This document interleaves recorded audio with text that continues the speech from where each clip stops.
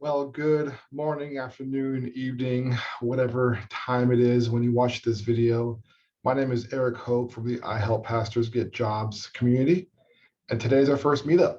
And I just want to share with you about mindset. How do we as pastors get into the mindset that we can rebrand ourselves, break into the corporate world, supplement our income, and build ministries of sustainability? I have a few kind of high level things I want to discuss. This video won't be very long, maybe 15 minutes long, that you can watch and apply to your ministry context. I look forward to hearing your feedback. Please let me know on the channel what you think of this video. So first things first, the Great Resignation. I'm sure you've heard this term, also known as the Big Quit, which basically just says that, you know what? People are fed up with their jobs. They want to make a change. They want to move to a new role, to a new career. And we, as pastors, have been affected by that. We've been affected by people in our church leaving their jobs and thus, reorienting their lives.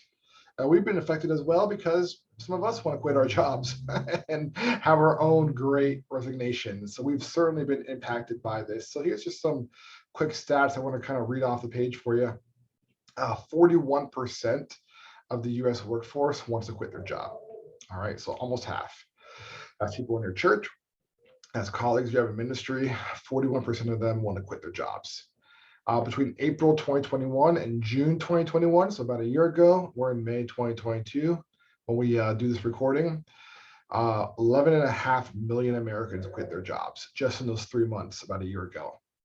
And in March 2022, just 2 months ago, there were 5 million more open jobs than there were unemployed Americans. Think about that. Number one reason, according to the US Department of Labor, they did a survey on this for folks quitting their jobs, is burnout. Certainly a reason why a lot of pastors quit as well. So when it comes to the Great Resignation, there's a lot of things we could talk about that, but I want to talk about mindset. How do I take what's happening in the world, what's happening in my ministry, what's happening in my own soul, and how do I get over the blockers that I might have that tell me I can't be co-vocational? I can't break out into a next phase of ministry. I can't do what we're talking about here at the I Help Pastors Get Jobs community. And the first blocker that I hear often, and this one is always a big one, I'm so busy as a pastor. I work 70 hours a week. I'm dealing with crises all the time. I can't just go out and get a job. If that's you, first of all, I want to let you know that I empathize with you. I felt overworked as a pastor before. Too much to do, not enough time in the day, overwhelmed, stress, burnout. That was like my middle name. And I want to encourage you with this release. And the release is that as a pastor, you're not called to do everything. All right? You're not called to do everything. Ephesians 4:12, you're all familiar with that text, I'm sure, says that we are called to equip the saints to do the work of the ministry. What does that mean practically? That means, pastors, we have to give up control. We have to give up control, and we have to be willing to equip our people, the saints, to do the work of the ministry. Just this past Sunday, my 4-year-old, who's very active, was limping, and I got to a point where she couldn't even walk. I took her to the ER Sunday morning, about 7 a.m. I have to be at my church by 10. And I thought, go in, get an x-ray. We're in New York, everything moves quick. To make a long story short, I never made it to service until about noon. By then, the service was over. And I texted my team. I let them know, hey, listen, I'm not going to make it on time. Can you guys just do what you can in my absence?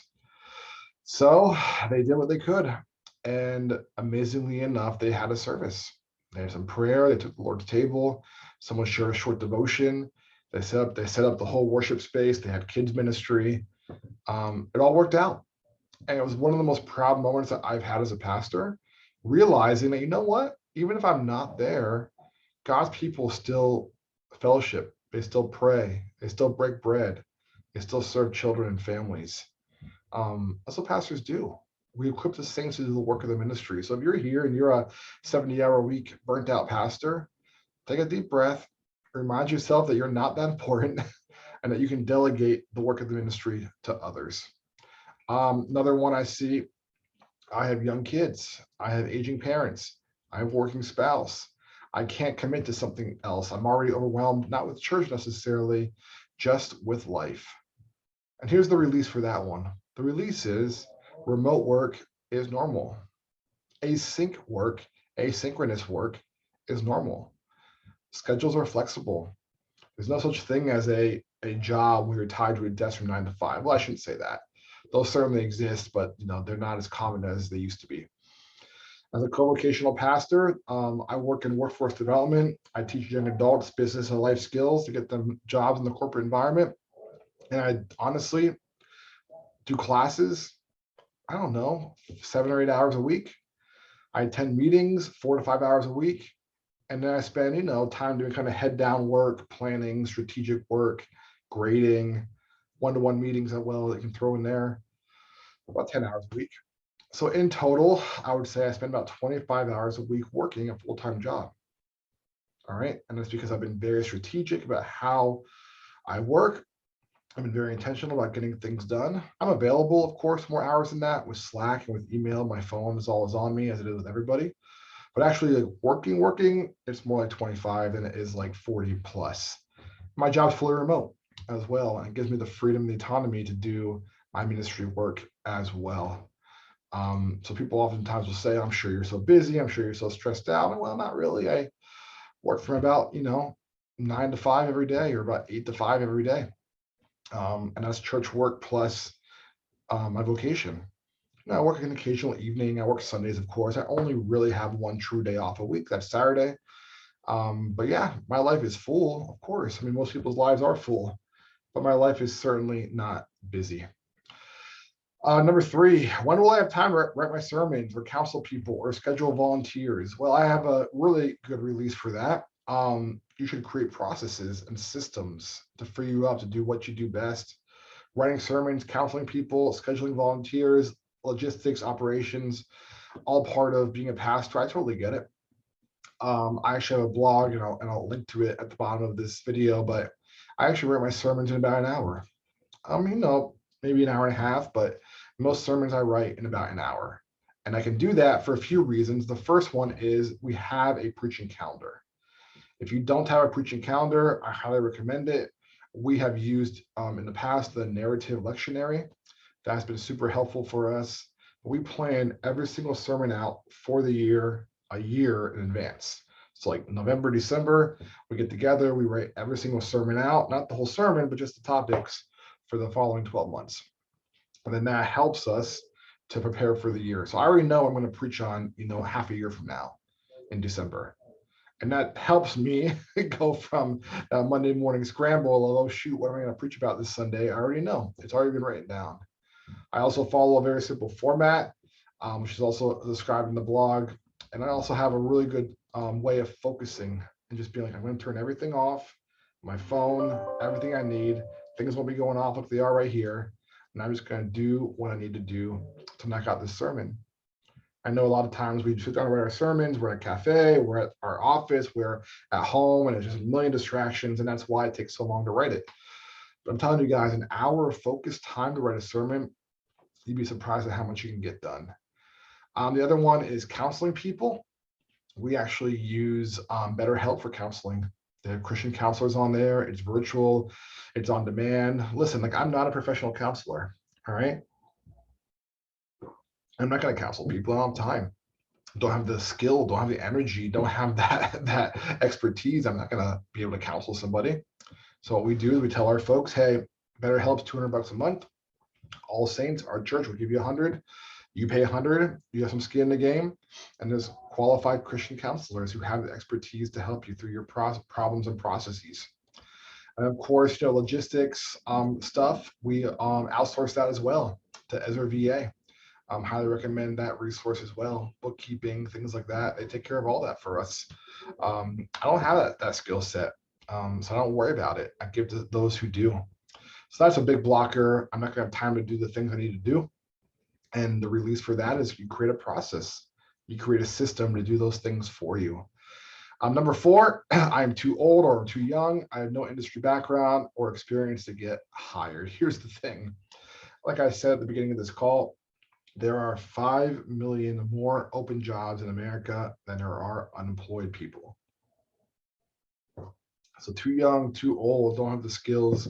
All of that can be mitigated when you learn how to rebrand yourself as a marketplace professional, which is what we're going to talk about these next few weeks.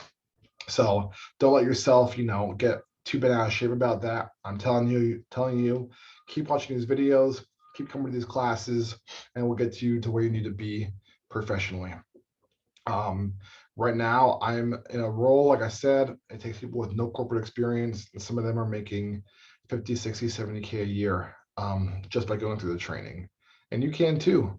If you led a church, if you led an organization, a ministry, a team, I mean, you have the skills that you need to get into the corporate world, and I'll help you get there. This one's kind of fun. Number 5, amassing wealth is evil, and I don't want to be vain. This one makes me smile because pastors, we tend to have this thinking or this mentality that says, money is evil, it's dirty, it's rotten. I don't want to be vain. I've met a lot of pastors in this Bivo Covo journey, and I have yet to meet one who wants to buy a beach house, somewhere in Florida or California. I've yet to meet one who wants to buy a Tesla. Well, I actually have because I want a Tesla. But I've yet to meet someone who, wants to go to Soho and drop 10 grand on a new wardrobe. Hasn't happened. Um, Wanting to provide for your family, like 1 Timothy 5:8 tells us to do, is not vain. It's what God calls us to do. And my blocker for you, if that's you and you're saying, I don't want to amass wealth, I don't want to get money from the market because that's evil. Well, there's two things. The first one is those who are giving you money through tithes and offerings, how do they get their money? Through work, through the marketplace, right? So why is that okay, but it's not okay for you to do it? That's the first one. And the second one is this, and here's some food for thought. Just because God's called you to ministry doesn't mean he's guaranteed the only way you'll receive your income is from the church. Just because God's called you to ministry doesn't guarantee the only way you'll receive your income is from the church. So just some food for thought. Number 6, and we'll wrap it up. Covo Ministry is the JV ministry. It's for those that couldn't quite hack it. I have many, many, many thoughts on this, hence the deep breath there. But let me just be charitable for a few minutes.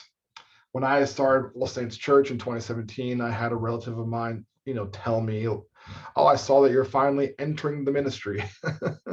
Like it was like this, you're entering the Marine Corps or something like that. But I was always in ministry, whether I was working a corporate job, working a nonprofit job, volunteering at a church, leading a Bible study in my home. That's all ministry. Being a husband's a ministry. We have this idea in our head that there's like the ministry. It's like the elite special forces of Christians out there. And it's this thinking that leads to all the other mindset shifts. Let's say I have to work 70 hours a week and I don't have time to do anything else. And I'm, called and set apart for this one task only. Here's the thing is like everything you do is a ministry. My life is a ministry. I reflect it that way. My job and my church. And I don't think a Covo pastor is a JV pastor. I don't think Covo pastor is half the pastor. I think a Covo pastor is twice the pastor, because that's a pastor who has his ministry or her ministry, not just in the church, but in the marketplace. Not everyone could do that. Not everybody could hack that. So in conclusion, I'm too busy with ministry to be Covo. We know that can be released, delegate to your volunteers. I'm too busy with life to be Covo. Well, look for a role or a job that provides flexibility and ideally is remote. What will I do with all the work that I do if I become Covo? Streamline processes, hire contractors, point people to different resources. Not everything has to funnel through you as the pastor. I don't have the qualifications for the job. Yeah, you do. Yeah, you do. If you're going to lead a church, lead a ministry, you have more qualifications than you could even begin to imagine. I don't want to amass wealth or be vain. Well, sure, but you want to provide for your family. You want to provide a better life for them than maybe the one that you're having right now. And the last one is Covo is the JV of ministry. I would say the opposite. I would say anybody who can work a job plus lead a church are heroes and deserve to be celebrated, not criticized. So what mindset shifts, I'd love to hear from you is the most helpful. And I'm gonna put this also into a blog and send this out to everybody, but would love to hear from you in the comments, what's been helpful for you here, and let's keep the conversation going. Have a great weekend. It's Mother's Day here. So we're gonna spend the weekend celebrating my wife, which I'm looking forward to with the kids. I hope you guys have a great weekend, whatever it is you're gonna get up to. Take care, everybody. Bye.